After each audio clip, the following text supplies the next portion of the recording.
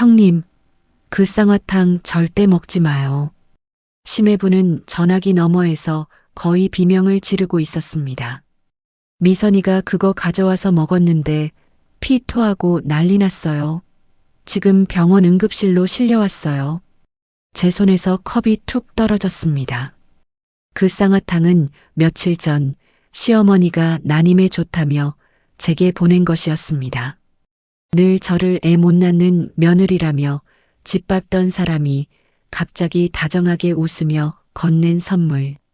그리고 그날 밤 시댁 대문 앞에는 형사차가 멈춰 섰습니다. 시어머니는 끝까지 소리쳤습니다. 난 아무것도 몰라. 며느리 먹으라고 준 것뿐이야. 이야기 시작 전 저희 채널을 구독해 주시면 오늘 하루 큰 행운이 가득하시길 빌겠습니다. 오늘의 사연 시작합니다. 해가 뉘엿뉘엿 기울어가는 거실 소파에 홀로 앉아 있자니 며칠 전 시어머니 박옥순이 처음으로 다정한 얼굴을 지으며 제 손에 쥐어주던 금방 무늬 쌍화탕 상자가 자꾸만 눈앞에 어른거렸습니다. 36해를 살아오는 동안 시어머니에게 그토록 따뜻한 손길을 받은 적이 단 한 번도 없었던 터라 그날의 호의가 어딘가 모르게 살갗을 스치는 찬 바람처럼 서늘하게 느껴지기도 했지요. 생각해보면 결혼한 지 3년이 흐르는 동안 시댁에서 저는 그저 부엌대기였을 뿐이었습니다. 명절이 닥치면 시댁 부엌에 갇혀 새벽부터 전을 부치다가 마지막 날 저녁 무렵에야 친정에 잠깐 들러 어머니 얼굴이나 겨우 보고 돌아오는 며느리. 그것이 박옥순이 정해둔 제 자리였으니까요. 며칠 전 저녁의 풍경 또한 어제 일처럼 또렷이 떠올랐습니다.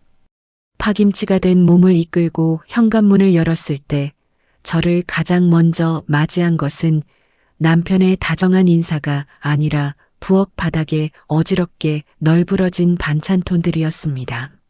식탁 위에는 갈비찜과 잡채, 생선구이가 화려하게 차려져 있었지만 그 밥상은 오로지 김태선 한 사람만을 위한 상이었지요. 박옥순이 부엌 의자에 떡하니 앉아 아들의 입에 갈비 한 점을 직접 집어 넣어주고 있었습니다. 어머니 오셨어요. 오실 거면 말씀이라도 해주시지 그랬어요. 저는 가방끈을 꼭 쥐고 어색한 미소를 지으며 인사를 건넸습니다. 박옥순이 고개를 휙 돌리더니 저를 위아래로 훑어보았습니다. 어휴, 꼴 좀 봐라. 어디서 또 놀다가 기어들어와서 이제야 얼굴을 보여? 박옥순이 쯧쯧 혀를 차며 의자에서 일어섰습니다. 회사 끝나고 바로 온 거예요, 어머니. 오늘 회의가 길었어요.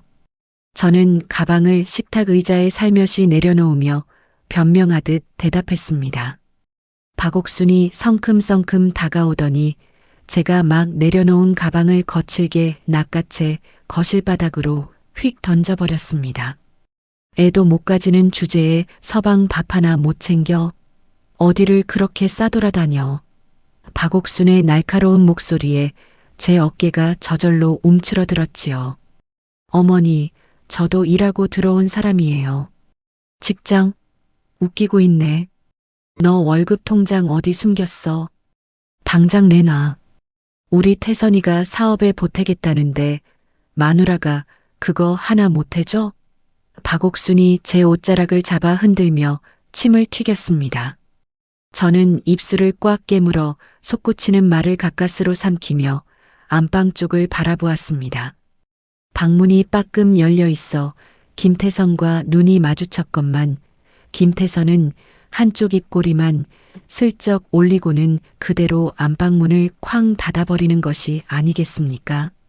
태선 씨, 당신도 듣고 있잖아. 잠깐만 나와봐. 저는 떨리는 목소리로 남편을 불렀지만 돌아오는 것은 차가운 침묵뿐이었습니다. 박옥순이 코웃음을 치며 거실 소파에 다리를 꼬고 앉았습니다. 어휴, 우리 태선이가 너 때문에 속이 얼마나 썩는지 알기나 해? 애 하나 못 낳으면 돈이라도 벌어다 바쳐야지. 며느리 노릇을 뭘로 할 건데? 박옥순이 손톱을 만지작거리며 비아냥거렸습니다. 그날 밤 저는 화장실 변기에 걸터 앉아 수돗물을 콸콸 틀어놓고 한참 동안 입을 틀어막은 채 어깨를 들썩였습니다. 거울 속에 비친 제 얼굴은 눈가가 시뻘겋게 부어 형편없이 일그러져 있었지요. 다음 날은 토요일이었습니다. 간밤의 일로 눈이 퉁퉁 부은 채 늦은 아침을 챙겨 먹으려는데 현관문 비밀번호 누르는 소리가 삐삐 들려왔지요. 문을 열고 들어선 사람은 신우이 김미선이었습니다. 옳게 나왔어. 김미선이 신발도 채 벗기 전에 곧장 안방을 가로질러 제 화장대 앞으로 직행했습니다.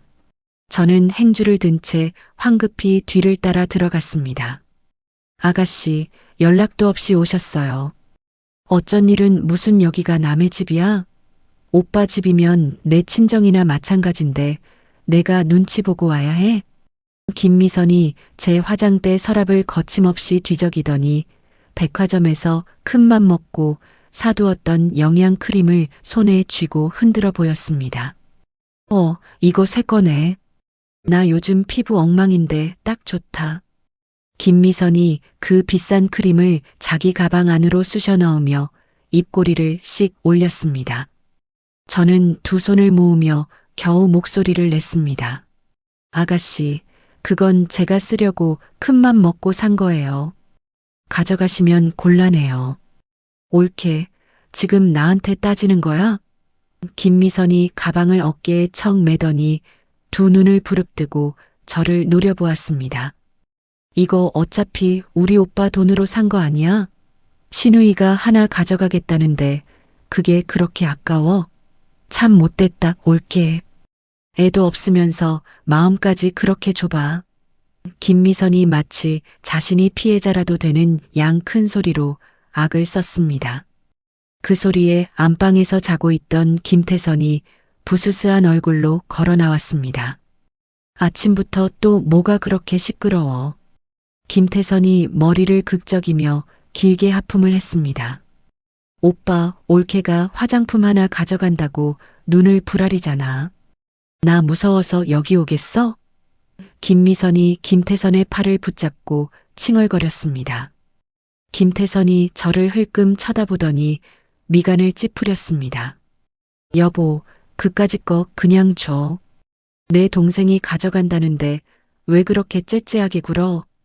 저는 가슴속이 시커멓게 타들어가는 듯한 느낌에 두 주먹을 꼭 쥐며 입술 안쪽을 깨물었습니다. 그때 마침 박옥순까지 슬리퍼를 끌고 현관문으로 들어섰습니다. 우리 미선이 왔구나. 어이구, 내 귀한 새끼. 박옥순이 딸의 등을 토닥이더니 거실을 한 바퀴 휘 둘러보았습니다. 태선아, 그런데 말이다. 이 집 너무 휑하지 않니? 애도 없는데 둘이 살기엔 아깝다, 아까워. 박옥순이 거실 한가운데 우뚝 서서 천천히 운을 떼었습니다. 저는 행주를 식탁 위에 내려놓으며 박옥순을 똑바로 바라보았지요. 어머니, 지금 그 말씀은 무슨 뜻이에요? 무슨 뜻이긴. 태선이가 사업 자금 때문에 피가 마르는데 이 집 정리하면 사업하면 도움될 거 아니니 마누라가 그 정도는 해줘야지. 박옥순이 마치 별일 아닌 양손을 휘저으며 말했습니다. 저는 한순간 숨이 턱 막혀 박옥순의 얼굴만 멍하니 쳐다보았습니다. 어머니, 이 집은 제 친정 부모님이 평생 모은 돈 보태서 마련한 집이에요. 처음부터 제 이름이었고요.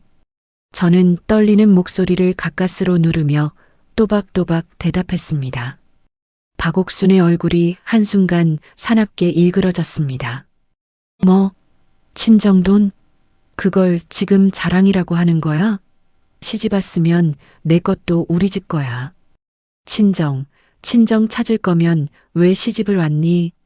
박옥순이 손가락으로 제 이마를 콕콕 찌르며 소리를 높였습니다.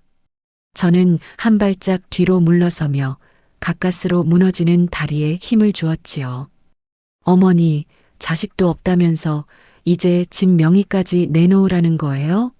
그 말씀은 선 넘으셨어요. 습니다. 저는 현관문을 활짝 열어젖히고는 떨리는 손가락으로 문 밖을 가리켰습니다. 두 분 다 오늘은 돌아가 주세요. 저도 더는 못 듣겠어요.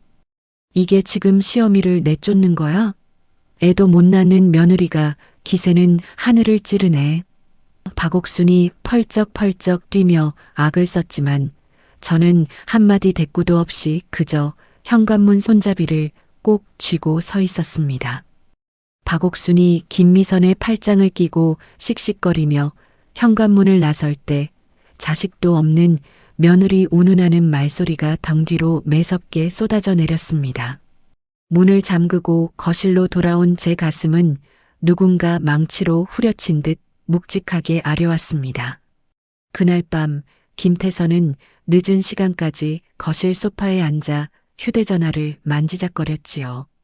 밤 12시가 가까워질 무렵 김태선이 깜빡 잠이 들어 휴대전화를 가슴 위에 올려놓은 채 코를 골기 시작했습니다. 저는 물 한 컵을 마시러 부엌으로 가던 길에 그 화면에 무심코 눈길을 던지고 말았습니다. 지잉, 지잉. 진동이 울리는 화면 위로 낯선 발신자의 부재중 전화 표시가 5통이나 떠 있었고 그 아래로는 깨알 같은 문자 알림이 줄지어 떠 있었지요. 김태선 고객님, 이자 입금이 또 밀렸습니다. 오늘 안으로 처리해 주십시오. 이자 1,300만 원, 내일 자정까지 반드시 입금하십시오. 마지막 경고입니다. 또 미루시면 회사로 직접 찾아가겠습니다. 저는 한 손으로 입을 틀어막은 채 그 자리에 얼어붙고 말았습니다.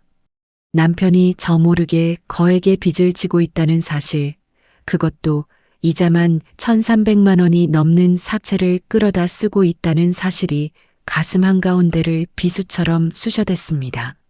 뺨이 파르스름하게 질려가는 것을 느끼면서도 저는 일부러 발소리를 죽이고 안방으로 돌아와 이불 속에 얼굴을 파묻었지요.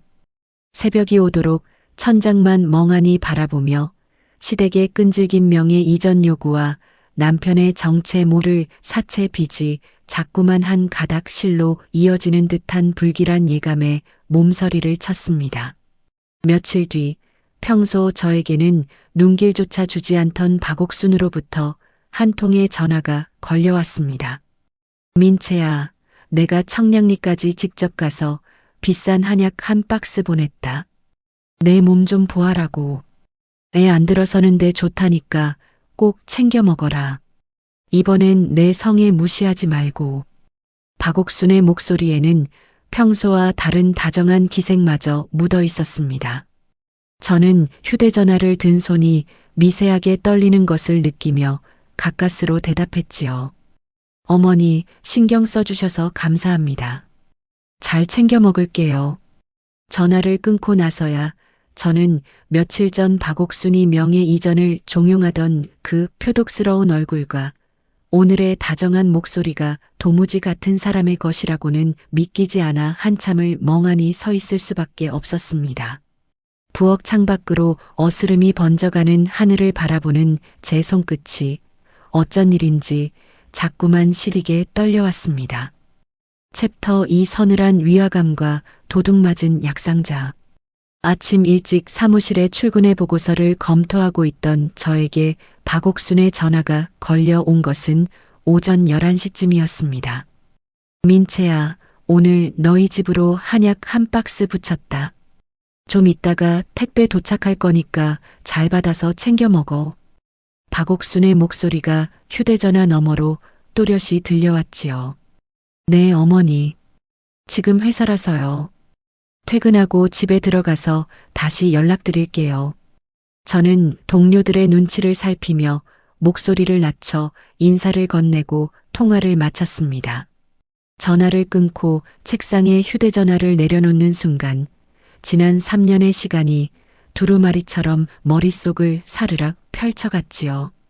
명절 전날이면 새벽 5시에 시댁 부엌에 도착해 밤늦도록 전을 부치고 산더미 같은 설거지를 마쳐도 박옥수는 단 한 번도 고생했다는 말 한마디를 건넨 적이 없었습니다. 명절 마지막 날 저녁이 되어서야 친정 부모님 얼굴이라도 잠깐 뵙고 오겠다며 어렵게 입을 떼면 박옥수는 늘 마뜩자는 표정으로 혀를 차며 어서 다녀오라고 손사래를 쳤지요. 그런 시어머니가 청량리까지 가서 비싼 한약을 직접 지어 보냈다니 가슴 한구석에 까닭 모를 서늘함이 자꾸만 따리를 틀었습니다. 퇴근 후 집 앞에 도착하니 현관문 옆에 정사각형의 두툼한 박스가 얌전히 놓여 있었습니다. 박스를 들어 거실 식탁 위에 올려놓고 외투를 옷걸이에 거는데 비밀번호 누르는 소리와 함께 김태선이 들어섰습니다. 민채, 어머니가 보낸 약 도착했어? 김태선이 신발도 채 벗기 전에 식탁 위에 박스부터 흘끔거렸습니다. 방금 들어와서 박스만 올려놨어. 저녁부터 차릴 거야. 저는 앞치마를 두르며 무심한 척 대답했지요. 김태선이 박스 옆으로 다가오더니 손가락으로 박스를 톡톡 두드리며 입꼬리를 한껏 끌어올렸습니다. 이거 어머니가 청량리 가서 직접 지어 보내신 거야. 비싼 약재로 몸 보호하는데 그렇게 좋다더라. 임신에도 좋고. 김태선이 평소엔 짓지 않던 과장된 웃음을 지으며 박스를 어루만졌습니다. 저는 가스레인지에 냄비를 올리다 말고 슬쩍 김태선을 돌아보았지요. 3년을 같이 산 남편이지만 저렇게 어색하게 웃는 얼굴은 처음 보는 것이었습니다. 민채, 하루에 한 포씩만 꼭 챙겨 먹어. 빼먹지 말고. 아침이든 저녁이든 한 포씩, 알았지? 김태선이 박스를 손으로 콕콕 누르며 거듭 당부를 했습니다. 알았어. 챙겨 먹을게. 저는 짧게 대답하고 다시 가스레인지로 고개를 돌렸지만 등 뒤에서 박스를 한참 동안 들여다보는 김태선의 시선이 자꾸만 느껴졌지요. 저녁상을 차린 뒤 저는 안방으로 들어가 박옥순에게 전화를 걸었습니다. 어머니, 약 잘 받았어요. 신경 써주셔서 감사합니다. 뭐냐? 그거 비싼 약재만 골라서 정성껏 지은 거니까 절대 빼먹지 말고 하루에 한 포씩 데워 먹어라. 데워 먹어야 약효가 제대로 받지 그냥 먹으면 안 된다. 박옥순이 평소와 다른 따뜻한 목소리로 다정스레 일러주었습니다. 네, 어머니. 꼭 챙겨 먹을게요. 전화를 끊고 거실로 나오니 김태선이 텔레비전 앞에 앉아 시선만 화면에 둔 채 귀는 안방 쪽으로 잔뜩 기울이고 있는 모습이 한눈에 들어왔지요. 그날 밤 11시쯤 잠자리에 들기 전에 저는 약을 한 포라도 데워 먹어볼 요량으로 부엌으로 향했습니다. 김태선은 이미 안방에서 코를 골며 깊은 잠에 빠져 있었지요. 박스를 열어보니 짙은 갈색의 파우치가 가지런히 30개나 들어차 있었습니다. 파우치 한 개를 꺼내 가위로 끝을 자르는 순간 코를 찌르는 비릿하고 쓴 냄새가 확 풍겨 올라왔습니다. 우! 저는 입을 틀어막고 헛구역질을 했지요. 평소 마셨던 쌍화탕은 단내가 은은하게 도는 약 냄새였는데 이건 마치 풀과 흙을 한데 갈아 놓은 듯한 역한 냄새가 진동을 했습니다. 한 모금 입에 대보려다가 도저히 넘기지 못하고 싱크대에 그대로 쏟아버렸지요. 저는 박스 안에 나머지 파우치들을 다시 정리해 찬장 가장 깊숙한 구석에 밀어 넣었습니다. 시어머니가 정성껏 보냈다고 거듭 강조했으니 차마 버릴 수도 없고 그렇다고 매일 데워 먹기에는 그 비릿한 냄새가 영 깨름칙해 견딜 수가 없었으니까요. 토요일 오후 거실 소파에 앉아 텔레비전을 보고 있는데 또다시 현관문 비밀번호 누르는 소리가 들려왔습니다. 올케 나야. 김미선이 신발을 아무렇게나 벗어 던지며 부엌 쪽으로 향했지요. 아가씨, 어떻게 또 연락도 없이 오셨어요? 왜 못 올 때 왔어? 우리 엄마가 오빠 집에 가서 마트표 김치 좀 가져오라고 해서 왔어. 김미선이 부엌 찬장 문을 거침없이 하나씩 열어젖히기 시작했습니다. 저는 행주를 쥔 손에 자꾸만 힘이 들어가는 것을 느끼며 부엌으로 따라 들어갔지요. 김미선이 가장 안쪽 찬장 문을 열어젖히는 순간 박옥순이 보낸 그 한약 박스가 모습을 드러내고 말았습니다. 어머, 이게 뭐야? 이거 한약 아니야? 김미선의 두 눈이 한순간에 번쩍 빛났습니다. 어머니가 보내주신 약이에요. 몸 보아라고요. 저는 마지못해 사실을 털어놓았습니다. 뭐? 엄마가 너한테만 이렇게 비싼 약을 지어줬다고? 김미선이 박스를 양손으로 부여잡으며 입을 비죽거렸습니다. 엄마는 진짜 며느리는 챙기면서 친딸은 안 챙겨. 나도 요즘 얼마나 피곤한데. 진짜 너무한 거 아니야. 김미선이 박스를 자기 가슴에 꼭 끌어안으며 노골적인 질투를 드러냈지요. 저는 그 약을 떠올릴 때마다 비릿한 냄새가 코끝에 되살아나 도리어 잘 됐다는 생각이 슬며시 고개를 들었습니다. 미선이 가져가 버리면 매일 데워 먹어야 한다는 압박에서도 벗어날 수 있을 테니까요. 아가씨, 좋을 대로 하세요. 저는 안방에 들어가 좀 누워 있을게요. 저는 짧게 한마디만 건네고는 안방으로 들어가 문을 닫아버렸습니다. 문틈 사이로 김미선이 박스를 열어 파우치 냄새를 맡고는 코를 찡그리는 모습이 보였지요. 어휴, 이게 무슨 냄새야? 한약이 다 이런가? 김미선이 한참 동안 인상을 쓰더니 다시 입꼬리를 슬쩍 올리며 박스를 꼭 끌어안았습니다. 그래도 비싼 약인데 버릴 순 없지.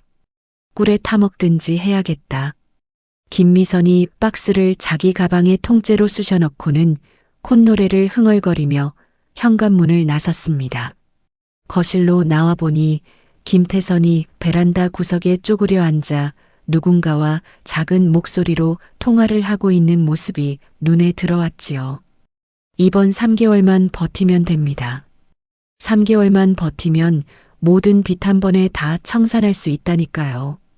조금만 더 기다려주세요. 김태선이 손바닥으로 입을 가린 채 절박한 목소리로 사정을 했습니다.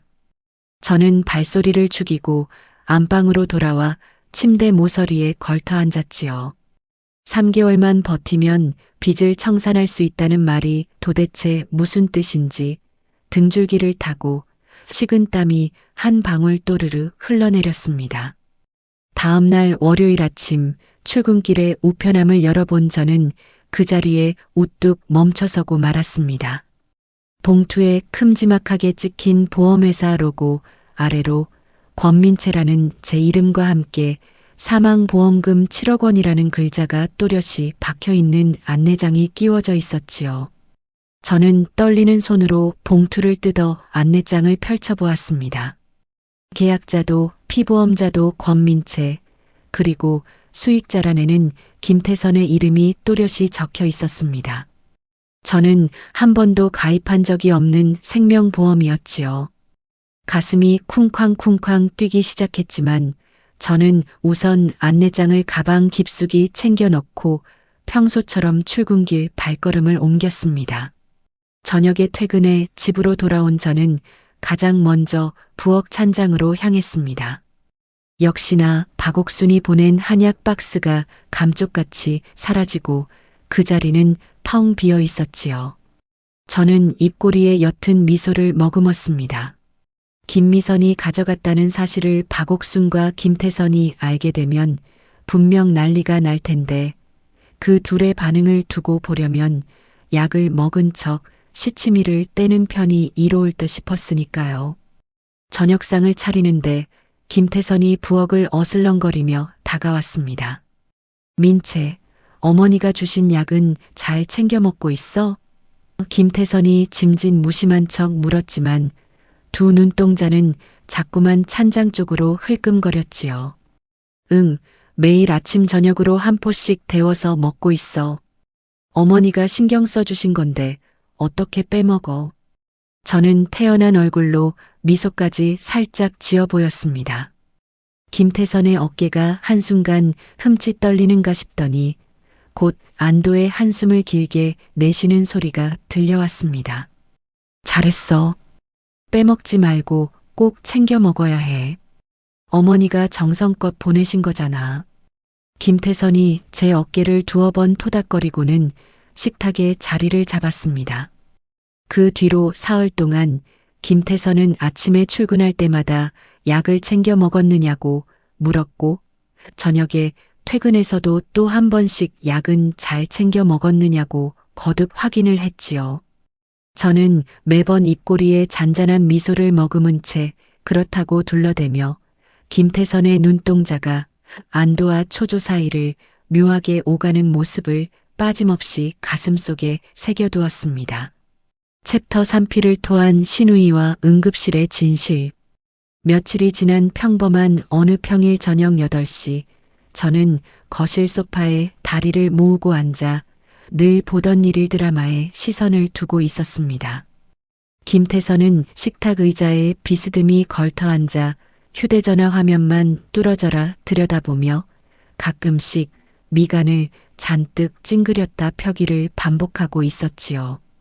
그때 갑자기 거실 협탁 위에 올려놓은 제 휴대전화가 요란하게 울리기 시작했습니다. 화면 위에는 심해부 이도균의 이름이 또렷이 떠올라 있었지요.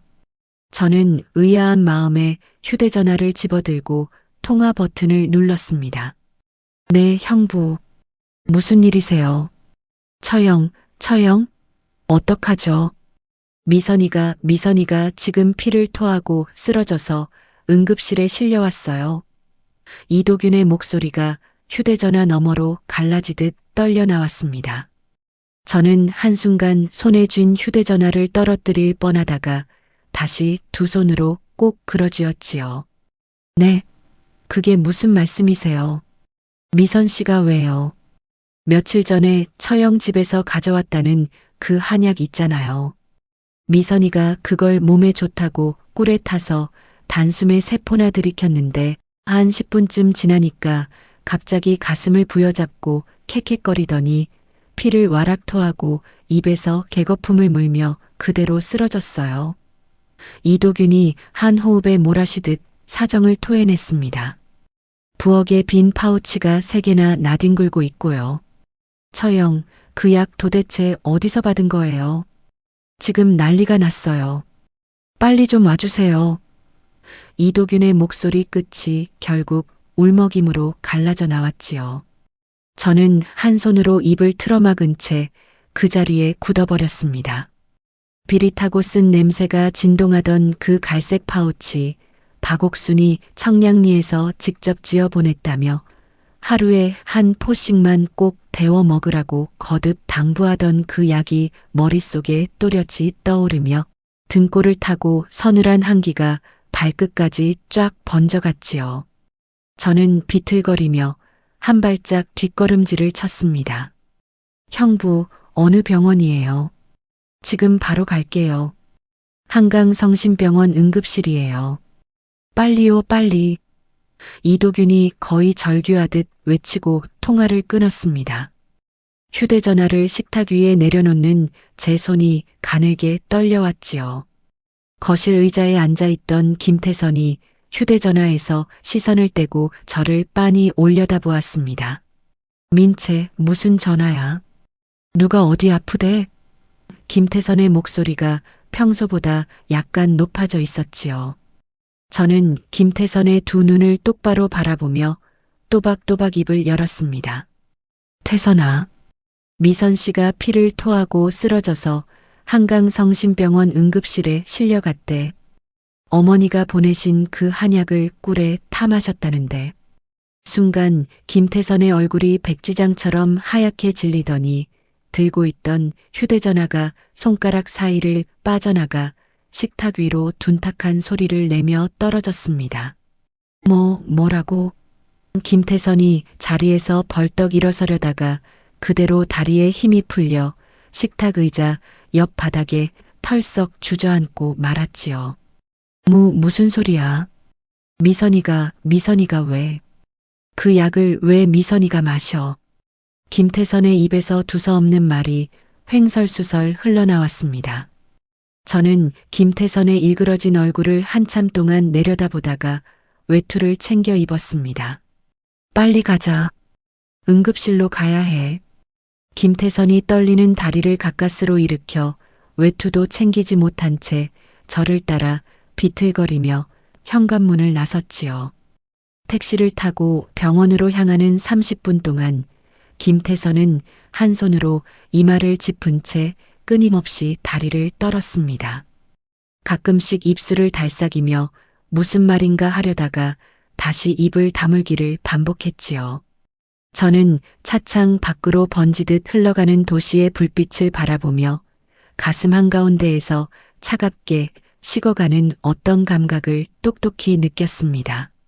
병원 응급실 앞에 도착하자 복도 한가운데서 이도균이 피가 잔뜩 묻은 김미선의 베이지색 코트를 양손에 움켜쥔 채 사색이 된 얼굴로 우두커니 서 있는 모습이 한눈에 들어왔습니다. 형부, 저는 빠른 걸음으로 다가가 이도균을 불렀습니다. 처형, 어떡해요? 의사 선생님이 아직 못 나오셨어요. 이도균이 휘청거리며 제 손을 부여잡았지요. 김태선은 응급실 문 앞에 다리가 풀린 채 벽에 등을 기대고 서서 거친 숨만 몰아쉬고 있었습니다. 20분쯤 흘렀을 무렵 응급실 문이 드르륵 열리며 마스크를 벗은 의사가 굳은 얼굴로 걸어 나왔습니다. 김미선 환자 보호자분 되십니까? 네, 제가 남편입니다. 이도균이 황급히 의사 앞으로 다가섰습니다. 환자분이 위세척을 하던 중에 위에서 나온 내용물에서 정체불명의 맹독성 약재 성분이 다량 들어있는 것으로 강하게 의심되는 소견이 나왔습니다. 의사가 차트를 손에 든 채 차분하지만 무거운 목소리로 말을 이어나갔지요. 환자가 단시간에 다량을 복용한 탓에 급성 중독 상태로 보입니다. 솔직히 말씀드리면 치사량에 근접한 위험한 수준이었어요. 다행히 신속하게 위세척을 진행해서 더 이상의 흡수를 막은 덕분에 가까스로 목숨은 건졌습니다만 의사가 잠시 말을 끊고 보호자들의 얼굴을 한 번씩 둘러보았습니다. 정확히 어떤 약재가 어떤 형태로 들어 있었는지는 약재 정밀 분석 결과가 나와야 알 수 있고요. 지금은 일단 환자가 안정을 취해야 합니다. 이도균이 두 손으로 얼굴을 감싸쥐며 그 자리에 풀썩 주저앉았습니다. 맹독성이라니, 그게 무슨 말씀이세요? 저는 가만히 두 손을 모은 채 며칠 전부터 비밀번호를 누르고 들어와 찬장을 뒤지던 김미선의 모습과 약 한 박스를 통째로 가방에 쑤셔 넣으며 콧노래를 흥얼거리던 그 뒷모습을 차례차례 떠올렸지요. 그때 응급실 복도 끝에서 슬리퍼 끌리는 소리와 함께 박옥순의 비명 같은 외침이 들려왔습니다. 미선아, 우리 미선이 어딨어? 우리 딸 어딨냐고. 박옥순이 헝클어진 머리채를 휘날리며 복도를 달려왔습니다.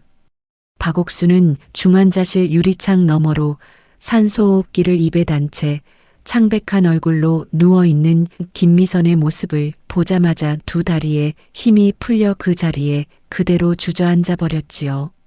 아이고, 내 새끼가 왜 저기 누워있어? 내 딸이 왜? 박옥순이 유리창에 얼굴을 들이박으며 짐승처럼 울부짖었습니다.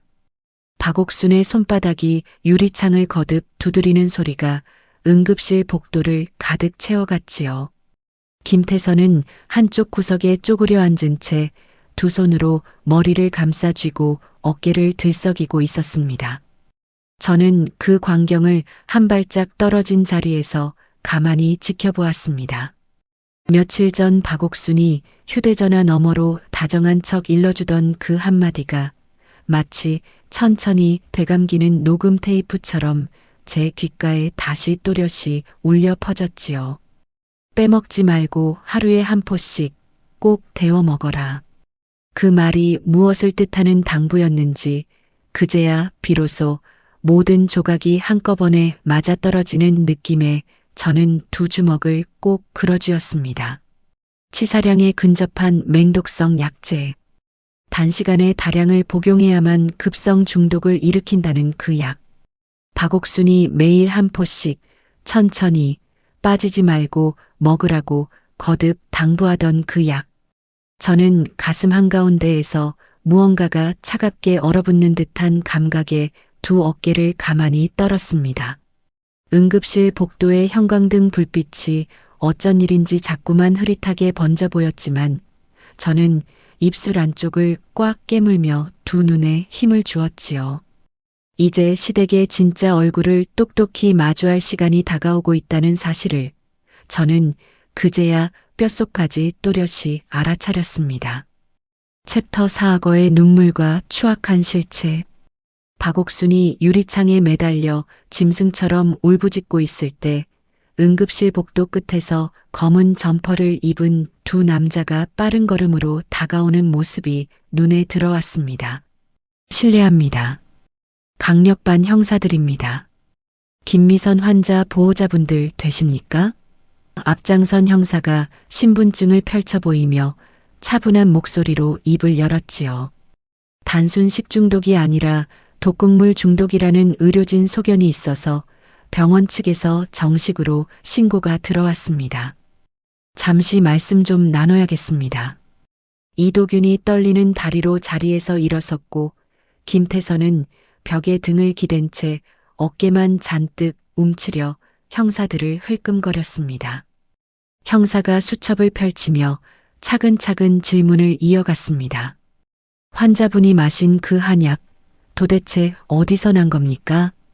이도균이 마른 침을 한번 삼키고는 더듬더듬 입을 열었습니다. 그게 며칠 전에 미선이가 처형 집에 갔다가 거기 있던 한약을 가져왔어요. 그걸 오늘 저녁에 꿀에 타서 한꺼번에 세 포를 마셨거든요. 형사의 시선이 한순간에 저를 향했습니다. 저는 두 손을 모은 채 침착하게 고개를 끄덕였지요. 맞아요. 시어머니께서 저 먹으라고 보내주신 한약이었습니다. 그런데 시누이 되시는 분이 지난 토요일에 저희 집에 오셔서 그 약 박스를 통째로 가져가셨어요. 그 순간 박옥순이 유리창에서 떨어져 나오더니 눈빛이 한순간 돌변하며 형사 앞으로 두 팔을 휘저으며 달려들었습니다. 형사 양반, 저 여자예요. 저 여자가 그랬어요. 저 며느리가 시누이를 평소에 얼마나 미워했는지 아세요? 자기가 약에다 독을 타서 먹였을 거예요. 우리 미선이가 가져갈 줄 알고 일부러 그렇게 해놓은 거라니까요. 박옥순이 형사의 점퍼 자락을 와락 부여잡고 악다구니를 쓰며 흔들어댔지요. 어머니, 지금 무슨 말씀을 하시는 거예요? 저는 두 눈을 동그랗게 뜨고 박옥순을 똑바로 바라보았습니다. 박옥순이 입가에 거품을 물고 형사의 옷자락에 매달리며 손가락으로 저를 가리켰습니다. 저 여자가 평소에도 우리 미선이를 그렇게 못살게 굴었어요. 시누이가 화장품 하나 가져갔다고 길길이 날뛰던 게 바로 며칠 전이라니까. 자기 시누이 죽이려고 작정한 거예요. 형사가 박옥순의 손을 떼어내며 김태선 쪽으로 고개를 돌렸습니다. 보호자분, 환자의 오빠가 되신다고요. 평소에 형수와 시누이 사이가 어떻습니까? 김태선이 벽에서 어깨를 떼고 두어 걸음 비틀거리며 다가서더니 한 손으로 이마를 짚고는 짐짓 괴로운 표정을 지어 보였습니다. 형사님, 사실은 제 아내가 요즘 우울증 약을 먹고 있었습니다. 가끔 이상한 행동을 보일 때도 있었고 며칠 전에는 갑자기 한밤중에 부엌에서 혼자 중얼거리는 모습도 봤어요. 김태선이 마른 침을 삼키며 슬쩍 제 눈치를 살폈지요. 저는 그 순간 가슴 한가운데가 텅 빈 듯한 서늘한 감각에 입술이 가늘게 떨려오는 것을 느꼈습니다. 3년을 같이 산 남편이 형사 앞에서 저를 정신병자로 몰아가는 광경을 두 눈으로 똑똑히 보면서도 도무지 현실처럼 느껴지지 않았지요. 태선아, 너 지금 무슨 말을 하는 거야? 저는 가까스로 목소리를 짜내며 김태선을 노려보았습니다.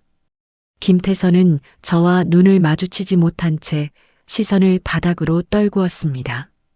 형사가 수첩에 무언가를 빠르게 적어 내려가더니 굳은 얼굴로 저를 향해 입을 열었지요.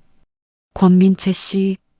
약이 권민채 씨 집에서 나왔다는 점, 그리고 시가 식구들의 진술이 한 방향으로 일치하는 정황을 봤을 때 일단 참고인 겸 용의자로 보고 동행 조사를 좀 부탁드려야겠습니다. 박옥순이 옆에서 흐느끼는 척 두 손으로 눈가를 훔치며 어깨를 들썩였지요. 저는 두 주먹을 꼭 그어쥐었습니다. 믿었던 남편이 형사 앞에서 저를 정신병자로 몰고 시어머니는 살인범으로 몰아세우는 이 끔찍한 광경 앞에서 가슴 깊은 곳에서 무언가 차가운 것이 빠르게 단단해져 가는 감각이 또렷이 느껴졌지요. 며칠 전 우편함에서 발견했던 7억 원짜리 생명보험 안내장. 한밤중에 김태선의 휴대전화 화면에 떠있던 1,300만 원의 이자, 독촉 문자.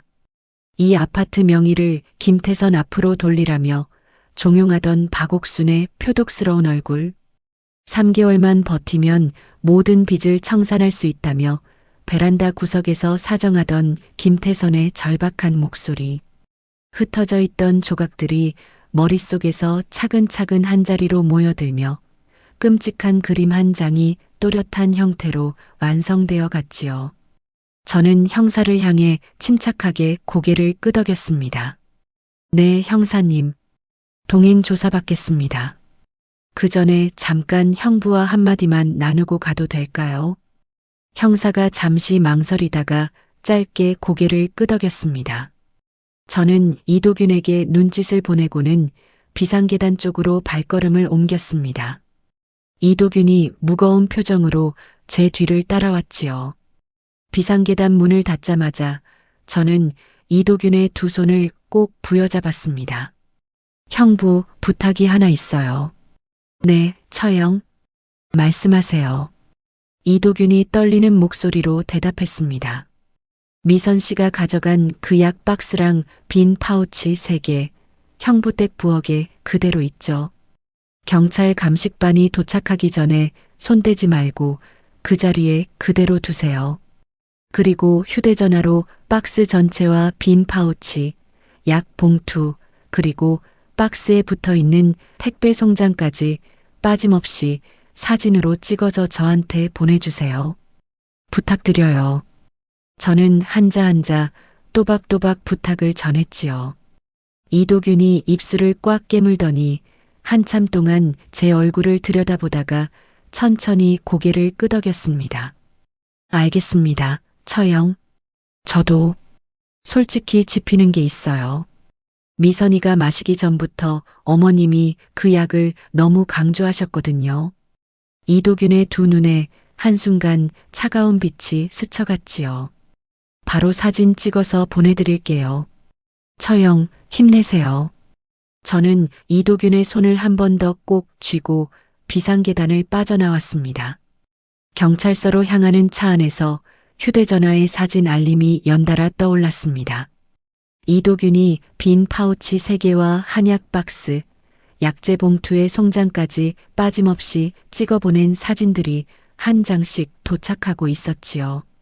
조사실에 들어선 저는 형사 앞에서 가방을 열어 미리 챙겨둔 자료들을 꺼내 책상 위에 가지런히 올려놓았습니다. 형사님, 우선 저는 그 약을 단 한 포도 입에 댄 적이 없습니다. 비릿한 냄새가 너무 심해서 한 포를 뜯었다가 그대로 싱크대에 버리고 나머지는 찬장 깊숙이 넣어두었거든요. 저는 차분하게 입을 열었지요. 이 약을 시어머니 박옥순 씨가 청량리에서 직접 지어 보낸 거라는 점은 방금 심해부가 약 박스에 붙어 있던 택배 송장을 찍어 보내준 이 사진이 증명합니다. 그리고 이건 시어머니와 통화한 녹음 파일이에요. 매일 한 포씩 빠지지 말고 데워 먹으라고 거듭 당부하시는 목소리가 그대로 녹음되어 있습니다. 남편 김태선 역시 똑같은 말을 거듭 강조했고요. 형사가 휴대전화 녹음을 재생하자 박옥순의 다정한 듯 하면서도 어딘가 집요한 목소리가 조사실에 또렷이 울려 퍼졌습니다. 저는 마지막으로 가방 안쪽에서 그 보험 안내장을 꺼내 책상 위에 가만히 올려놓았지요. 그리고 이건 며칠 전 저희 집 우편함에 도착한 안내장이에요. 제 명의로 7억 원짜리 생명보험이 가입되어 있고 수익자는 남편 김태선으로 되어 있습니다. 저는 이 보험에 가입한 적이 단 한 번도 없어요. 형사의 표정이 한순간에 굳어지는 모습을 저는 두 눈에 또렷이 새겨 넣었습니다. 옆방에서 박옥순과 김태선의 진술을 받던 또 다른 형사가 황급히 조사실 문을 열고 들어와 무언가를 귓속말로 전했지요. 형사는 책상 위의 자료들을 다시 한번 천천히 훑어내려가더니 한참 만에야 펜을 내려놓고 저를 똑바로 바라보았습니다. 권민채 씨, 조사 방향을 다시 잡아야겠습니다. 챕터 5방어선 구축과 통쾌한 축객령. 경찰서를 나선 시간은 새벽 2시가 다 되어가고 있었습니다. 택시를 잡아 집으로 돌아오는 길 저는 차창에 머리를 기댄 채 두 눈을 감고 있었지만 머릿속만은 한겨울 얼음장처럼 차갑게 또렷해져 있었지요. 현관문 앞에 도착하자마자 저는 비밀번호 변경 버튼을 길게 눌러 새 번호를 입력했습니다. 김태성과 박옥순, 김미선이 마음대로 누르고 들어오던 그 비밀번호를 마지막 한 자리까지 깨끗이 지워버렸지요. 곧이어 안방으로 들어가 옷장에서 김태선의 양복과 셔츠, 속옷가지를 차곡차곡 꺼내기 시작했습니다. 손에 잡히는 대로 캐리어 2개의 마구잡이로 쑤셔넣고는 현관문 밖 복도로 캐리어를 한꺼번에 끌어내 휙 내동댕이 쳤지요. 쿵, 쿵. 캐리어가 복도 벽에 부딪히며 둔탁한 소리를 내는 동안 저는 그 자리에 우뚝 서서 두 주먹을 꼭 그어쥐었습니다. 다음 날 아침 저는 평소보다 2시간이나 일찍 집을 나섰습니다. 가장 먼저 들른 곳은 은행이었지요. 창구 직원에게 통장과 신분증을 내밀며 또박또박 입을 열었습니다. 제 명의로 된 모든 계좌의 출금을 저 외에는 누구도 할 수 없도록 막아주세요. 그리고 어떤 명의로든 자동이체나 인출 요청이 들어오면 무조건 저한테 먼저 확인 전화를 부탁드립니다. 직원이 잠시 의아한 눈빛을 보이다가 곧 진지한 얼굴로 처리해 주었지요. 은행을 나와 곧장 법무사 사무실로 향했습니다. 저희 아파트가 제 단독 명의로 되어 있는데요. 제가 모르는 사이에 누구도 이 집을 함부로 처분하거나 명의를 옮기지 못하도록 막아주세요. 저는 등기부 등본을 책상 위에 내려놓으며 부탁을 전했습니다. 법무사가 안경 너머로 한참 동안 저를 들여다보더니 한마디만 짧게 물었지요. 무슨 일이 있으셨습니까? 남편과 시어머니가 제 재산을 노리고 있어서요. 저를 지키기 위한 조치가 필요해요. 저는 가만히 한 호흡을 가다듬으며 대답했습니다. 법무사가 무겁게 고개를 끄덕이며 곧장 서류 작업에 들어갔지요. 오후에 집으로 돌아온 저는 평소에는 한 번도 들여다보지 않던 김태선의 서재 문을 활짝 열어젖혔습니다. 책상 서랍을 하나하나 뒤져나가던 중 가장 아래 칸 잠금 장치가 걸린 서랍이 눈에 들어왔지요. 공구함에서 일자 드라이버를 가져와 자물쇠를 비틀어 열자 누렇게 변한 서류 봉투 하나가 모습을 드러냈습니다. 봉투 안에서 꺼낸 종이를 읽어내려가는 동안 제 손끝이 가늘게 떨려왔지요. 차용증, 원금 5억 원, 채무자 김태선, 연 이자율 40%. 저는 차용증을 가슴에 꼭 끌어안았다가 곧 책상 위에 가만히 내려놓고 휴대전화로 한 장 한 장 사진을 찍어 두었습니다. 다음 날 오전 저는 보험회사 본사로 직접 찾아갔습니다. 제 명의로 가입된 생명보험 계약 내역을 확인하고 싶어요. 그리고 계약 서류 사본을 받아가야 합니다. 저는 신분증을 내밀며 단호하게 요구했습니다. 담당 직원이 컴퓨터 화면을 들여다보더니 얼굴빛이 살짝 굳어졌지요. 고객님, 사망보험금 7억 원짜리 종신보험이 6개월 전에 가입되어 있고요. 수익자가 배우자 김태선 씨로 지정되어 있습니다. 제가 가입한 적이 없는 보험인데 어떻게 이런 계약이 가능했죠? 가입 당시 배우자분이 위임장과 인감을 가져오셨다고 기록되어 있습니다. 직원이 죄송하다는 말을 거듭 덧붙였지요. 저는 그 자리에서 계약 서류 사본을 빠짐없이 출력해 받았습니다. 집으로 돌아온 저는 사무용 책상 위에 두꺼운 스크랩북 한 권을 펼쳐놓고 그동안 모은 모든 증거들을 한 장씩 차곡차곡 정리해 갔지요. 택배 송장 사진, 박옥순과의 통화 녹음 파일을 옮겨 적은 글, 김태선의 5억 원, 차용증, 사채업자가 보낸 이자, 독촉 문자 화면을 캡처한 사진, 가짜 위임장으로 가입된 생명보험 계약서, 가리고 이도균이 보내준 빈 파우치 사진까지. 저는 자녀가 없는 부부의 한쪽이 죽으면 모든 재산과 보험금이 고스란히 배우자에게 흘러간다는 사실 앞에서 제 목숨이 5억 원의 빚을 갚을 돈으로 환산되어 있었다는 끔찍한 진실을 또렷이 마주했습니다. 가슴 깊은 곳에서 차가운 분노가 천천히 단단해져 가는 것이 똑똑히 느껴졌지요. 그 무렵 박옥순의 집에서는 경찰 수사망이 좁혀오고 있다는 소식을 전해 들은 박옥순이 부엌 싱크대 앞에서 허둥지둥 손을 놀리고 있었습니다. 이걸 다 갖다 버려야 해. 다 갖다 버려야 해. 박옥순이 부엌 한쪽에 숨겨두었던 검은색 비닐봉지를 풀어 헤치더니 그 안에 든 갈색 약재 가루를 싱크대 배수구에 쏟아부으며 정신없이 수돗물을 콸콸 틀어댔지요. 박옥순의 두 손은 가늘게 떨리고 있었고 이마에서는 식은땀이 줄줄 흘러내리고 있었습니다. 같은 시각 집에서 쫓겨난 김태선은 캐리어 2개를 끌고 처가로 향했지요. 배를 누르자마자 친정아버지가 문을 열어주었고 김태선은 거실 한복판에서 친정어머니 앞에 두 무릎을 털썩 꿇고 말았습니다. 어머니, 아버지, 민채가 오해를 하고 있는 거예요. 저는 정말 아무것도 몰랐어요. 어머니께서 그런 일을 꾸미실 줄은 꿈에도 몰랐다고요. 김태선이 두 손으로 얼굴을 감싸쥐며 어깨를 들썩였지요. 민채가 지금 충격을 받아서 저를 오해하고 있어요. 제발 한 번만 저를 믿어주세요. 김태선이 친정 어머니의 치맛자락을 부여잡으며 억울한 척 흐느꼈습니다.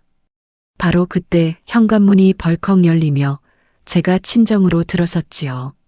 저는 거실 한복판에 무릎 꿇고 있는 김태선의 멱살을 한 손으로 와락 끌어쥐었습니다. 태선아, 너 지금 여기서 뭐 하는 거야? 저는 다른 한 손으로 가방을 열어 차용증 사본과 보험계약서, 사본을 한꺼번에 꺼내 김태선의 얼굴에 그대로 휙 집어 던졌지요. 종이가 펄럭이며 김태선의 머리와 어깨 위로 우수수 쏟아져 내렸습니다. 5억 원짜리 사채 차용증, 내 이름으로 가입된 7억 원짜리 생명보험. 이게 다 뭔지 어디 설명 좀 해봐. 저는 김태선의 멱살을 흔들며 두 눈을 똑바로 마주 보았습니다. 김태선의 입술이 가늘게 떨려왔지만 끝내 한마디 변명도 입 밖으로 흘러나오지 못했지요. 당장 꺼져. 다시는 내 눈앞에 얼씬도 하지 마. 저는 김태선의 멱살을 놓아버리고 현관문을 가리키며 또박또박 잘라 말했습니다. 김태선이 비틀거리며 현관문을 빠져나가는 동안 저는 친정어머니의 어깨를 가만히 끌어안았지요. 같은 시각 병원 중환자실에서는 가까스로 의식을 되찾은 김미선이 회진을 도는 의사로부터 검사 결과를 듣고 있었습니다. 신장 손상이 심각합니다. 지금 상태로는 회복이 어려워 보여서 앞으로 평생 일주일에 3번씩 투석 치료를 받으셔야 할 수도 있습니다. 김미선의 두 눈에서 굵은 눈물방울이 또르르 흘러내리는 모습을 침대 옆에 서 있던 이도균이 묵묵히 내려다보았지요. 이도균은 잠시 김미선의 손등을 한번 어루만지더니 미리 준비해 온 흰 봉투 하나를 침대 머리맡 협탁 위에 가만히 올려놓았습니다. 봉투 위에 큼지막하게 적힌 글씨가 김미선의 눈에 또렷이 들어왔지요. 협의 이혼 합의서. 김미선이 입을 떡 벌리고는 마른 침을 한번 삼키며 이도균의 옷자락을 부여잡으려 했지만 이도균은 무거운 표정으로 한 발짝 뒤로 물러섰습니다. 미선아, 미안하다. 더 이상은 못 견디겠다. 이도균이 짧은 한마디만 남기고 병실 문을 조용히 닫고 나갔지요. 그 무렵 저는 친정 거실의 식탁 위에 스크랩북을 펼쳐놓고 이혼 전문 변호사 사무실의 명함을 한참 동안 손가락으로 만지작거리고 있었습니다. 다음 날 아침 저는 변호사 사무실 문턱을 넘어 정중하게 자리에 앉았지요. 살인미수와 보험사기 미수 혐의로 시어머니 박옥순과 남편 김태선을 정식으로 고소하고 싶습니다. 동시에 이혼 절차도 함께 진행해 주세요. 저는 가방에서 스크랩북을 꺼내 변호사의 책상 위에 또박또박 올려놓았습니다. 변호사가 서류를 한 장씩 천천히 넘기는 동안 저는 창밖으로 환하게 떠오르는 아침 햇살을 가만히 응시했지요. 챕터 6 엇갈린 진술과 진흙탕 싸움. 며칠이 지나고 어느 저녁 담당 형사로부터 한 통의 전화가 걸려왔습니다. 권민채 씨, 박옥순 씨 자택 앞 쓰레기 분리수거장에서 며칠째 잠복하던 우리 팀이 오늘 결정적인 걸 건졌습니다. 검은 비닐봉지 안에서 한약재 찌꺼기가 든 봉투랑 현금 결제 영수증 조각들이 무더기로 나왔어요. 형사의 목소리에는 차분한 흥분이 묻어 있었지요. 청량리 약재시장도 탐문 조사를 마쳤습니다. 박옥순 씨가 그 시장 안 가게 한 곳에서 며느리 체질 개선용이라는 핑계로 처방전도 없이 독성이 강한 특정 약재만 골라 현금으로 대량 사갔더군요. 저는 휴대전화를 든 손에 자꾸만 힘이 들어가는 것을 느끼며 가만히 귀를 기울였습니다. 그러고는 시댁 근처 작은 건강원에 신분을 숨기고 약재만 맡겨서 쌍화탕에 섞어 제조한 뒤 권민채 시댁으로 택배 발송까지 시킨 정황이 잡혔어요. 정밀 분석 결과도 방금 도착했는데 그 약은 매일 한 포씩 꾸준히 먹으면 2~3달에 걸쳐 신장과 간이 서서히 망가지도록 독성 농도가 교묘하게 맞춰져 있었습니다. 형사가 마지막 한마디를 내뱉을 때 목소리에 짙은 분노가 묻어나왔지요. 저는 그 자리에 가만히 주저앉아 한 손으로 가슴을 부여잡았습니다. 매일 한 포씩 꼭 데워 먹으라고 거듭 당부하던 박옥순의 다정한 목소리가 한 사람을 2~3달에 걸쳐 천천히 죽여나가려는 잔혹한 사형 선고였다는 사실 앞에서 두 다리가 후들거렸지요. 형사님, 저도 도울 일이 있어요. 청량리 약재시장 가게들과 건강원에 설치된 CCTV 영상을 확보해 두시면 박옥순 씨가 약재를 사고 맡기는 장면이 그대로 잡혔을 거예요. 영수증 조각도 그 시장 가게 하나하나 대조해 보시면 박옥순 씨가 직접 결제한 게 입증될 거고요. 저는 가까스로 목소리를 가다듬으며 또박또박 제보를 이어갔습니다. 다음 날 아침 김태선이 가장 먼저 경찰서로 소환되었지요. 좁은 취조실 안 형사 2명이 김태선의 맞은편에 마주 앉아 차가운 눈빛으로 압박을 시작했습니다. 김태선 씨, 어머님께서 며느리 죽이려고 독약을 보내신 거 알고 있었죠. 5억 원짜리 차용증, 7억 원짜리 생명보험 가입할 때 쓴 위임장, 다 본인 손에서 나온 거 아닙니까? 형사가 책상 위에 서류 뭉치를 탁 내려놓았지요.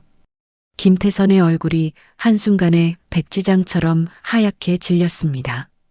아니에요. 저는 정말 아무것도 몰랐어요. 어머니가 그런 일을 꾸미신 줄은 꿈에도 몰랐다고요.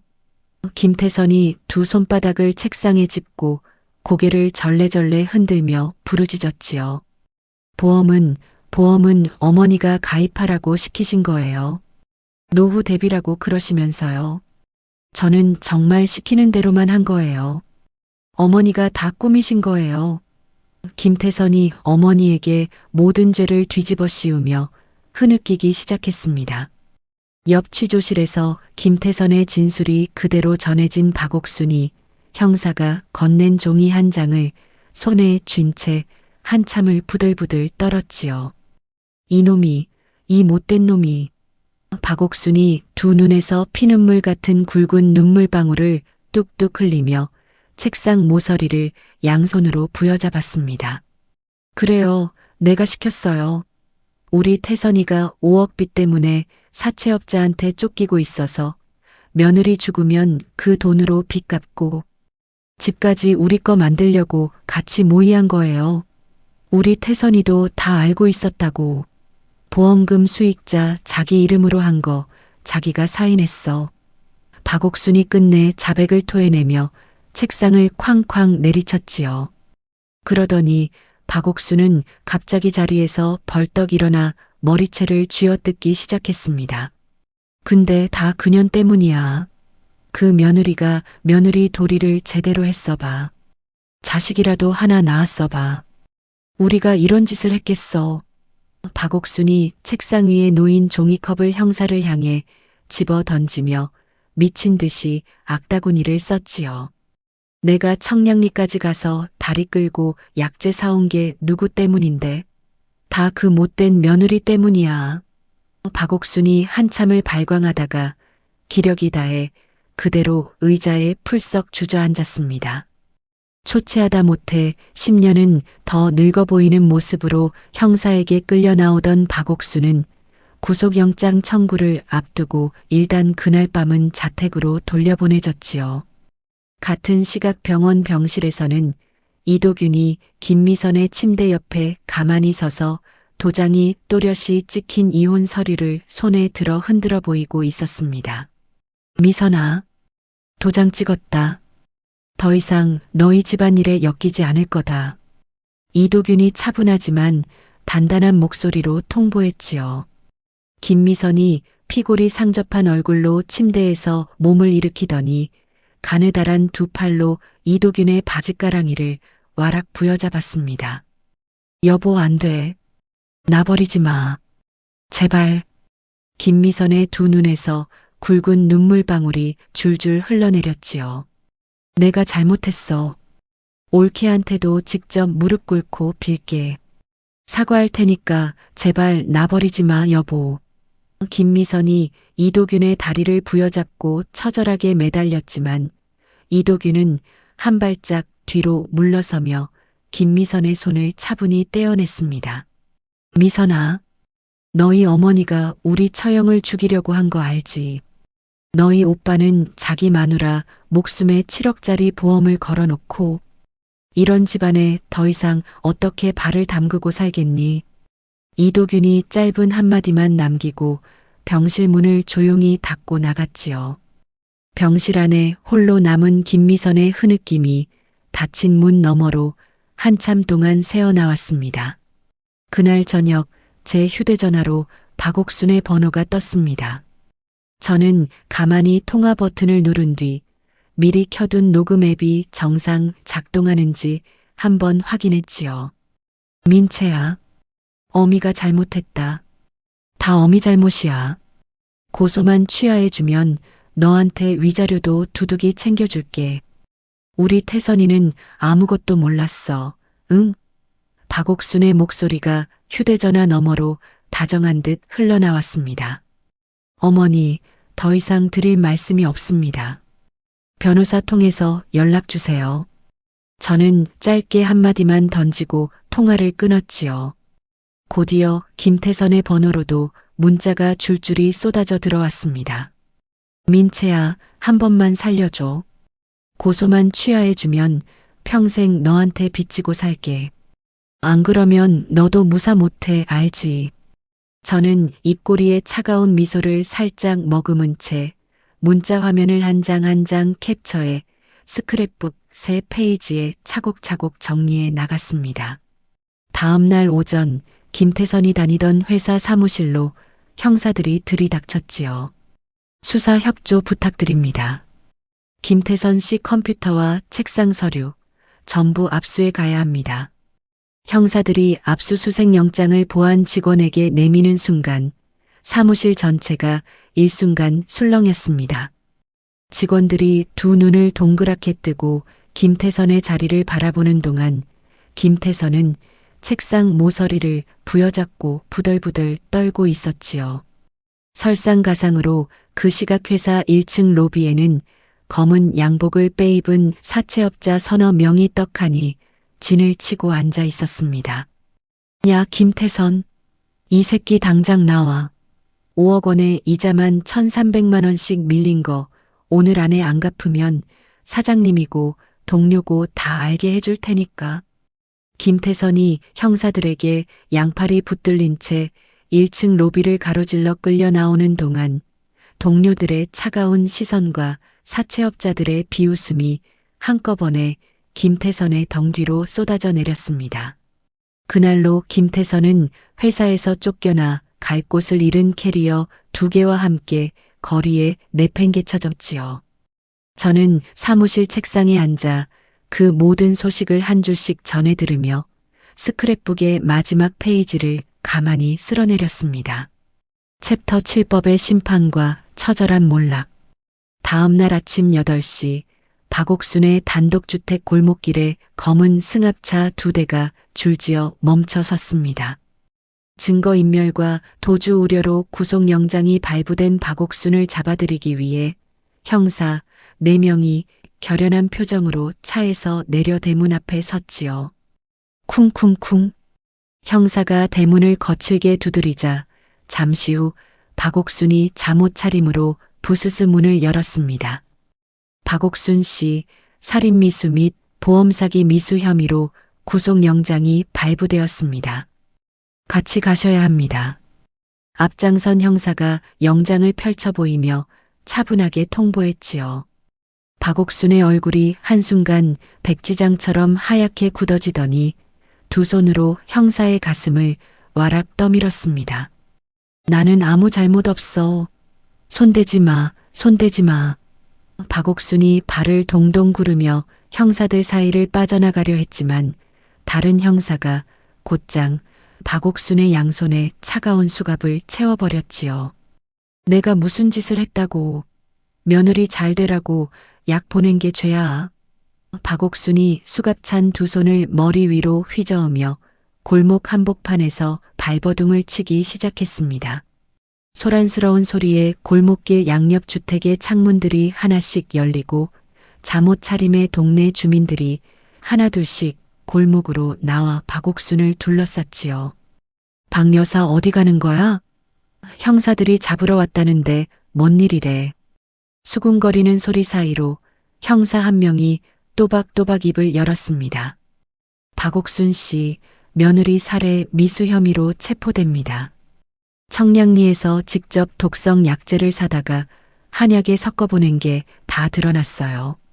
순간 골목 전체가 쥐 죽은 듯이 조용해지더니 잠시 후 주민들의 입에서 한꺼번에 비명 같은 탄식이 새어나왔지요. 세상에 며느리를 죽이려고 했다고? 저 박 여사가? 평소에 인사도 그렇게 잘하더만.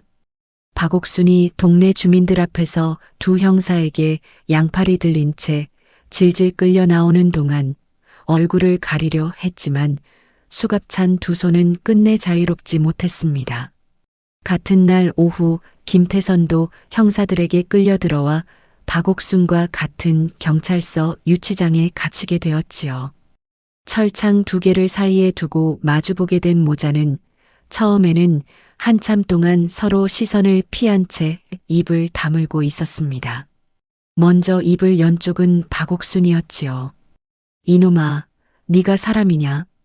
어떻게 어미한테 다 뒤집어 씌워? 박옥순이 철창을 부여잡고 부들부들 떨었습니다. 김태선이 고개를 획 들고 핏대를 세웠습니다. 엄마가 시작한 일이잖아. 엄마가 약 보내자고 보험금 받자고 했잖아.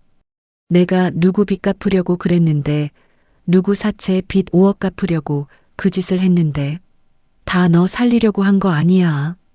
박옥순의 두 눈에서 핏발선 눈물방울이 뚝뚝 떨어졌지요. 누가 5억 갚아달라고 했어. 엄마가 그러자고 했잖아. 김태선도 철창을 두 손으로 부여잡고 미친 듯이 흔들며 악다구니를 썼습니다. 서로를 향해 핏대를 세우는 두 사람의 모습을 유치장 복도를 지나던 형사들이 차가운 눈빛으로 한 번씩 흘끔거리고 지나갔지요. 같은 시각 병원 병실에서는 김미선이 또 다른 의사의 회진을 받고 있었습니다. 환자분 신장 이식을 받지 않으시면 평생 일주일에 3번씩 투석 치료를 받으셔야 합니다. 그것도 점점 더 자주 받으셔야 할 거예요. 의사가 무거운 목소리로 진단을 전했지요.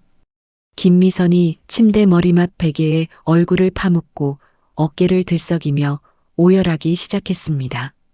내 인생이 다 끝났어. 다 끝났어.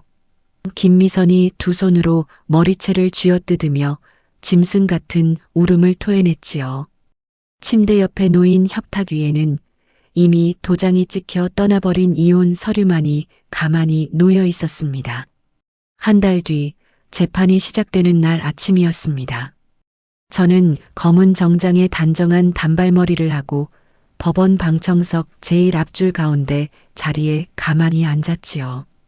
피고인석 문이 열리며 푸른 수의를 입은 박옥순과 김태선이 양옆에 교도관을 거느린 채 차례로 걸어 들어왔습니다.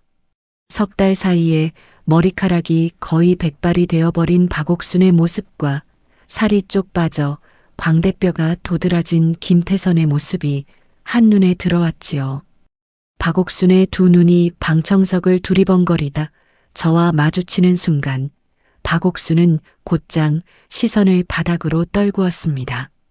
박옥순의 국선 변호사가 가장 먼저 일어나 변론을 시작했습니다. 존경하는 재판장님, 피고인 박옥순 씨는 약제에 대한 전문 지식이 전혀 없는 노인입니다. 며느리에게 좋은 약을 먹이고 싶다는 마음에 약방에서 권하는 대로 비싼 약제를 골라보낸 것일 뿐 약효가 갖도록 위험한 것이라고는 전혀 알지 못했습니다. 변호사가 떨리는 목소리로 선처를 호소했지요. 이어 검사가 자리에서 일어나 두툼한 서류 뭉치를 손에 든 채 또박또박 입을 열었습니다.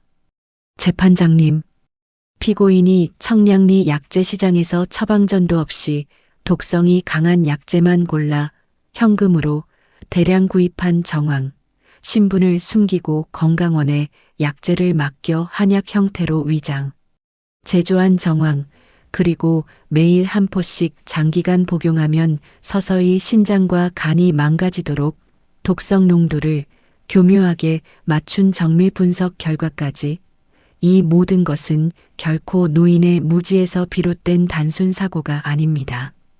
검사가 잠시 호흡을 고르며 피고인석을 똑바로 바라보았지요. 여기에 며느리 권민채 씨 명의로 가입된 7억 원짜리 생명보험 수익자로 지정된 남편 김태선, 그리고 김태선이 떠안고 있던 5억 원의 사채 빚까지 더해지면 이 사건은 명백한 치밀한 계획살인 미수입니다. 재판장이 안경 너머로 두 피고인을 한 번씩 응시하더니 변호인의 노인 운운하는 변론을 향해 단호하게 한마디를 던졌습니다. 피고인 변호인, 재판부는 노인의 무지라는 변명을 받아들일 수 없습니다. 곧이어 증인으로 출석한 이도균이 증인석에 가만히 자리를 잡았습니다. 증인, 피고인들의 평소 며느리에 대한 태도가 어떠했는지 말씀해 주십시오. 이도균이 어깨를 한번 펴고는 또박또박 입을 열었지요. 장모님은 며느리를 사람 취급도 안 하셨습니다. 명의 이전 요구가 안 통하니까 결국 목숨까지 노린 거예요. 처남도 자기 빚 갚으려고 마누라 생명보험에 7억을 걸어놓고는 매일같이 약 잘 챙겨 먹는지 확인하던 사람입니다. 변명할 자격조차 없는 사람들입니다. 이도균의 한마디 한마디가 법정 천장을 또렷이 울렸습니다. 박옥순과 김태선이 피고인석에서 두 손으로 얼굴을 가리는 모습이 방청석에서도 또렷이 보였지요. 3개월에 걸친 재판 끝에 마침내 선고일이 다가왔습니다. 재판장이 안경을 고쳐 쓰고 판결문을 읽어 내려갔지요.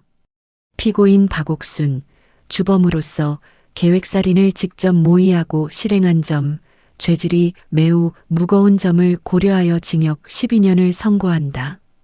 피고인 김태선, 공동정범으로서 어머니의 계획을 알고도 적극 가담한 점, 보험사기 미수까지 인정되는 점을 고려하여 징역 10년을 선고한다. 선고가 떨어지는 순간 김태선이 다리에 힘이 풀려 피고인석 의자에서 그대로 바닥으로 미끄러져 내렸습니다. 박옥수는 피고인석 철창을 두 손으로 부여잡고 한 발짝 비틀거리더니 곧 목구멍이 찢어질 듯한 비명을 내질렀지요. 태선아, 우리 태선아.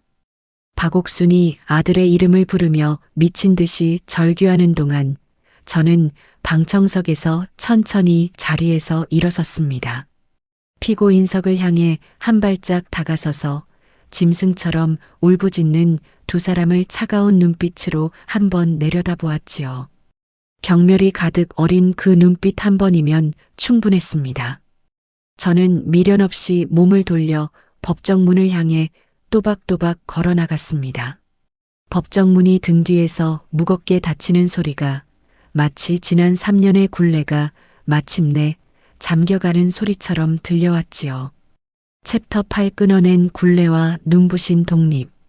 형사 판결이 모두 확정된 그해 겨울, 저는 마지막으로 법원문을 나서며 깊은 숨을 한 번 길게 들이마셨습니다. 이혼 및 위자료 청구 소송도 한 달 뒤에 깔끔하게 마무리되었지요. 김태선의 도장이 또렷이 찍힌 이혼 서류와 함께 제 명의로 된 아파트와 통장의 돈은 1원도 빠짐없이 모두 제 것으로 지켜졌습니다. 3년 동안 시댁의 핍박에 시달리며 어깨가 잔뜩 움츠러든 채 현관문을 열던 권민채는 이제 어디에도 없었지요. 봄이 시작될 무렵 어느 월요일 아침 짙은 남색 정장을 빳빳하게 차려입은 제가 회사 로비로 들어섰습니다. 또각또각 대리석 바닥 위로 또렷하게 울리는 구두 소리에 맞춰 직원들이 하나둘씩 고개를 들어 저를 바라보았지요. 안녕하세요, 권민채 팀장님. 신입사원이 환한 얼굴로 깎듯이 인사를 건넸습니다. 저는 가만히 미소를 지으며 고개를 끄덕여 보였지요. 회사로 돌아온 뒤로 그동안 시댁 일에 짓눌려 마음껏 펼치지 못했던 기획력이 마침내 두 날개를 활짝 폈습니다.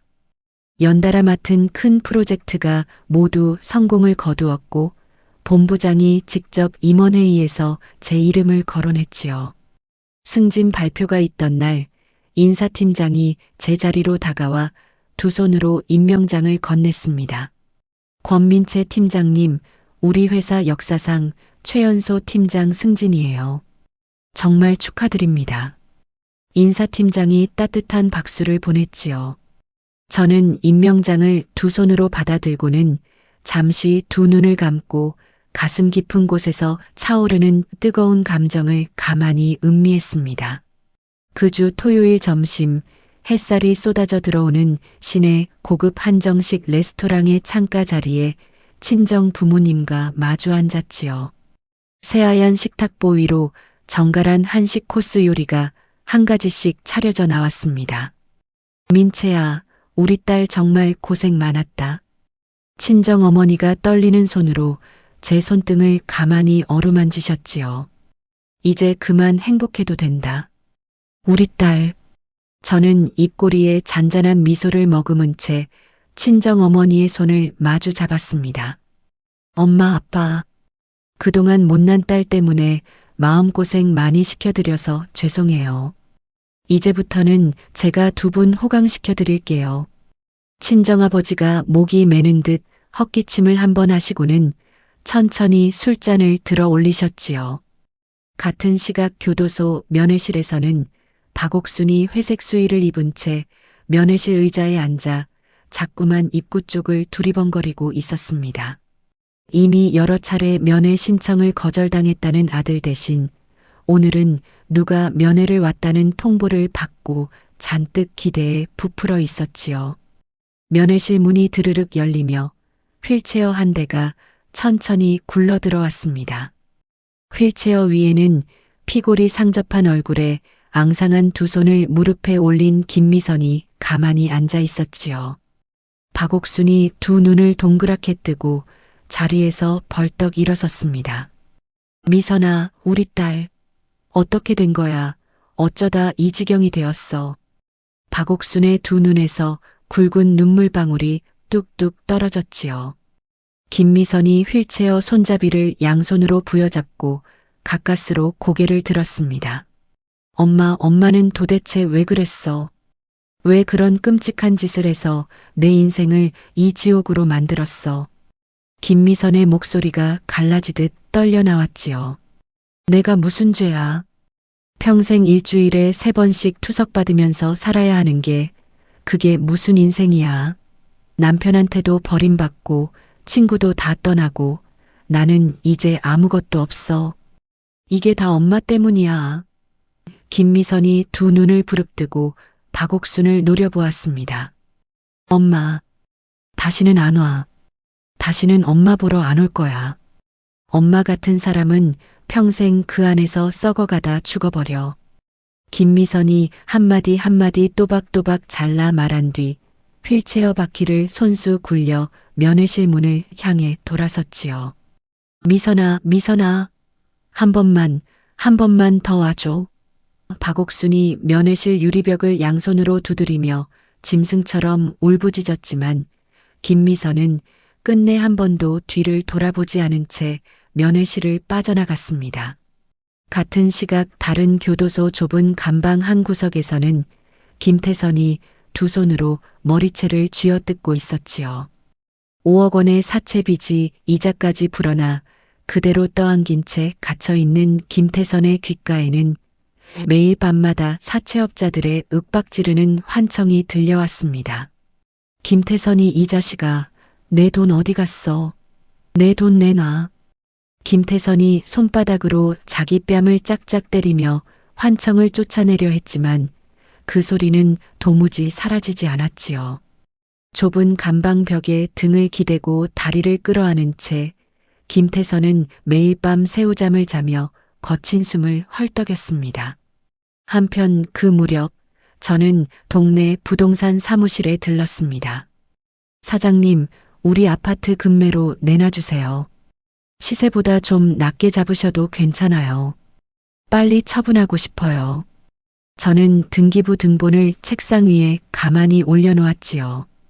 부동산 사장이 의아한 표정으로 한번 저를 올려다보았지만 곧 알겠다는 듯 고개를 끄덕였습니다. 박옥순이 명의를 넘기라며 손가락질하던 그 거실 김태선이 매일 밤 약을 잘 챙겨 먹었느냐고 캐묻던 그 부엌 김미선이 비밀번호를 누르고 들어와 화잔대를 뒤지던 그 안방. 그 모든 끔찍한 기억이 묻어있는 신혼집을 저는 미련 없이 떠나보내기로 마음먹었지요. 2달 뒤 저는 한강이 시원하게 내려다 보이는 새 아파트 거실 한복판에 가만히 섰습니다. 햇살이 거실 통유리창을 통해 환하게 쏟아져 들어왔지요. 은은한 베이지색 가구들이 가지런히 자리를 잡았고 식탁 위에는 새하얀 도자기 화병 하나가 단정히 놓여 있었습니다. 저는 꽃집에서 가져온 노란 프리지아 한 다발을 두 손으로 꼭 안아들었지요. 박옥순이 매일 한 포씩 데워 먹으라며 보냈던 그 쌍화탕 상자가 놓여 있던 자리, 그 자리에 저는 화사한 프리지아를 한 송이씩 정성껏 꽂아두었습니다. 이제부터는 너 자신을 가장 먼저 돌보면서 살자, 권민채. 저는 화병을 가만히 쓰다듬으며 혼잣말처럼 다짐을 건넸지요. 자식이 없다는 이유로 며느리의 목숨값이 5억 원의 빚으로 환산되어야 했던 그 끔찍한 굴레는 이제 완전히 끊어져 다시는 저를 올가맬 수 없었습니다. 저는 거실 창가로 천천히 발걸음을 옮겨 활짝 열린 베란다 문 너머로 초여름의 싱그러운 바람을 가만히 들이마셨지요. 3년 전 텅 빈 신혼집 거실에 홀로 앉아 비싼 한약 상자를 어색하게 어루만지며 시어머니의 갑작스러운 호의를 두려워하던 저는 이제 어디에도 남아있지 않았습니다. 대신 그 자리에는 두 발로 단단히 땅을 딛고 서서 자기 자신을 위한 노란 꽃을 식탁에 꽂아두는 한 사람의 권민채가 가만히 미소를 짓고 있었지요. 창밖으로 펼쳐진 맑고 푸른 초여름 하늘 아래로 강물이 햇살을 받아 반짝반짝 빛나며 흘러갔습니다. 저는 두 손을 가슴 앞에 가지런히 모은 채 앞으로 펼쳐질 저만의 눈부신 날들을 가만히 그려보며 환하게 웃었지요. 인생톡톡 시청자 여러분, 오늘 긴 시간 함께 해주셔 감사합니다. 자식을 낳지 못한다는 이유 하나로 한 사람의 목숨값까지 환산하려 했던 무서운 탐욕 앞에서 권민채는 결코 무릎 꿇지 않았습니다. 참는 것이 미덕이라 배워온 우리 어머니 세대에게 권민채의 단단한 결심은 한 가지 이야기를 들려줍니다. 내 자리는 누가 정해주는 것이 아니라 내가 두 발로 딛고 서는 그 자리가 바로 내 자리라는 것을요.